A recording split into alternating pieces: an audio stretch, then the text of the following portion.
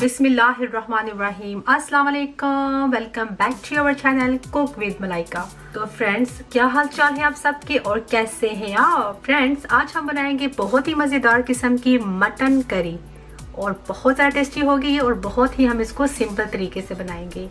तो चलें फिर रेसिपी को बनाना स्टार्ट करते हैं। यहाँ पर हमें सबसे पहले चाहिए होगा कुकिंग ऑयल। 1 कप मैंने कुकिंग ऑयल ले लिया है। तो इस ऑयल को हम कुकिंग पॉट में डाल देंगे और हम फ्लेम को ऑन कर लेंगे।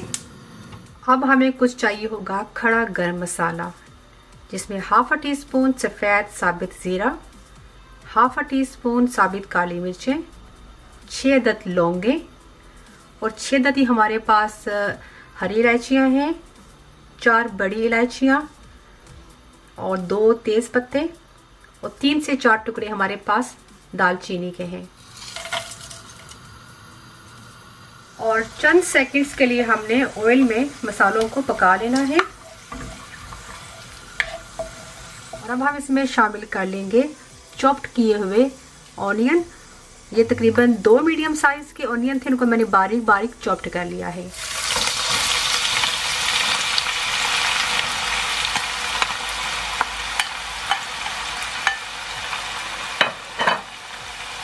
अच्छे से मिक्स कर लेंगे और साथ ही हम इसमें शामिल कर लेंगे ये 2 अदद खुश्क साबित लाल मिर्चें हैं। इसको भी हम प्याज़ों के साथ पका लेंगे। प्याज़ों को हमने लो टू मीडियम फ्लेम पर गोल्डन ब्राउन होने तक पकने देना है। ये जो हमारे खड़े गरम मसाले हैं, जब ऑयल में फ्राई होते हैं प्याज के साथ, पकने के बाद जो मटन करी है उसका टेस्ट जो है ना, बहुत ही टेस्टी आता है, बहुत लाजवाब। देखिए जो प्याज है बहुत ही अच्छे से गोल्डन ब्राउन हो चुके हैं।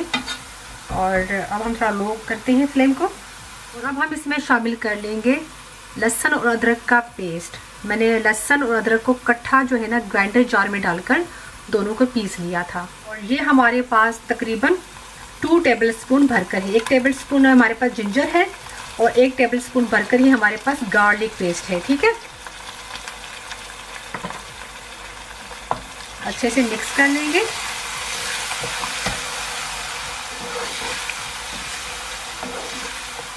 थोड़ा आंच को तेज कर देते हैं।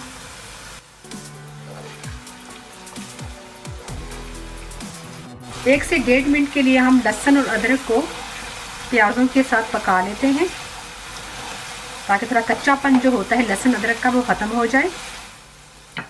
और अब हम इसमें शामिल कर लेंगे मटन का गोश्त, जिसको मैंने अच्छे से वॉश कर लिया है और विद बोन लिया है।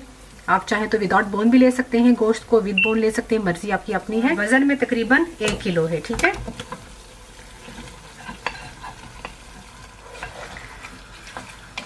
अच्छे से गोश्त को मिक्स करेंगे। 1 से 2 मिनट के लिए गोश्त को हमने भून लेना है। और अब हम शामिल कर लेंगे तकरीबन 2 टेबलस्पून देगी लाल मिर्चें, 1 टेबलस्पून, और ये हो गई 2 टेबलस्पून। ये खाने में बिल्कुल भी तीखी नहीं है, तो डालते हुए घबराइएगा मत। और 1 टीस्पून लाल मिर्चों का पाउडर या टेस्ट के मुताबिक। खुश्क धनिए का पाउडर, ये भी हम डालेंगे तकरीबन 2 टेबलस्पून।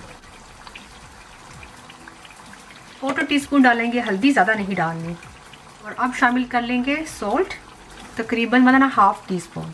आप अपने टेस्ट के मुताबिक कम या ज़्यादा अपने टेस्ट के मुताबिक डालिएगा। ठीक है, अच्छे से इसको मिक्स करेंगे।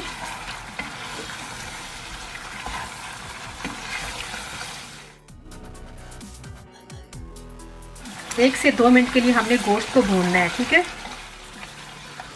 और अब हम शामिल कर लेंगे 2 अदद टमाटर। टमाटरों का मैंने क्या किया है कि छिलका उतार कर इनको रफली चॉप्ड कर लिया है।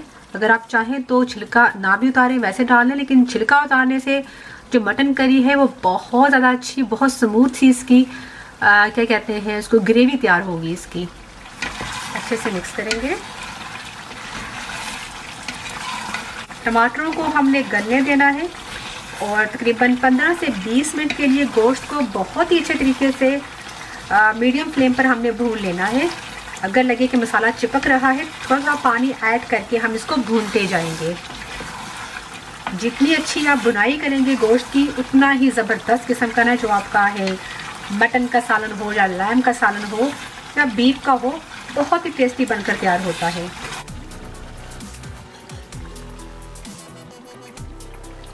बहुत ही अच्छे से हमने गोश्त को भून लिया है और टमाटर जो है देखिए बहुत ही अच्छे से इसमें पक चुके हैं। और अब हम इस स्टेज पर इसमें शामिल कर लेंगे 3 टेबलस्पून योगर्ट। हो गया हमारा तकरीबन 3 टेबलस्पून योगर्ट। ठीक है, काफ़ी थिक योगर्ट है ये। अगर पतला योगर्ट हो तो आप तकरीबन 4 टेबलस्पून भी डाल सकते हैं। थोड़ा फ्लेम को हाई कर देंगे, अच्छे से मिक्स करेंगे। 2 से 3 मिनट के लिए हमने भून लेना है जो हमने इसमें योगर्ट ऐड किया है, ताकि उसका पानी भी खुश्क हो जाए और अच्छे से पकने के बाद बहुत ही अच्छा सा फ्लेवर हमारा आ जाए इसमें मटन करी में। माशाल्लाह माशाल्लाह माशाल्लाह, क्या खूबसूरती है। देखिए फ्रेंड्स कितने अच्छे से इसके ऊपर ऑयल आ चुका है। ये निशानी है, जब गोश्त को बहुत अच्छे से भून लें तो ऑयल इस तरह ऊपर आना चाहिए। और मसाला देखें, देखिए, और जब बहुत अच्छे से भुन चुका है तो अब हमने क्या करना है, इसमें पानी शामिल करना है, जिसमें जो गोश्त है बहुत ही अच्छे से गल जाए और आपको इसमें जितनी ग्रेवी चाहिए हो उतना पानी हम ऐड करेंगे, ताकि पकने के बाद इसमें ग्रेवी भी जो है ना बच जाए। 4 ग्लास हम डालेंगे पानी। इसमें इतनी पतली ग्रेवी नहीं चाहिए, थोड़ा हम इसको थिक रखेंगे।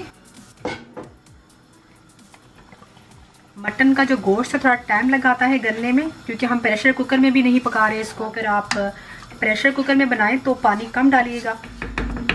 तो चलिए फ्रेंड्स, हम इसको अभी कवर कर देते हैं। 1 से 2 मिनट हमने फ्लेम को हाई रखना है, ताकि अच्छे से इसमें 1 से 2 बॉयल आ जाए। जब बॉयल आ जाएंगे तो हमने फ्लेम को लो टू मीडियम कर देना है और इसको गोश्त को बहुत ही अच्छे से गलने देना है। दरमियान में मैं चेक भी करती रहूँगी। तो चलें चेक कर लेते हैं फिर। माशाल्लाह, ये देखें बहुत ही बेहतरीन। आपकी अपनी पसंद के ऊपर है कि आपको इसमें कितना शोरबा चाहिए। मुझे इतना ही चाहिए था। और ये देखें, ये देखिए माशाल्लाह। मैं आपको इसका जो है ना मीट भी चेक करवा देती हूँ। गोश्त जो है ना बहुत ही बेहतरीन गला हुआ है। अब हमने फ्लेम को बंद कर दिया है और आपको हम दिखाते हैं डिश आउट करके।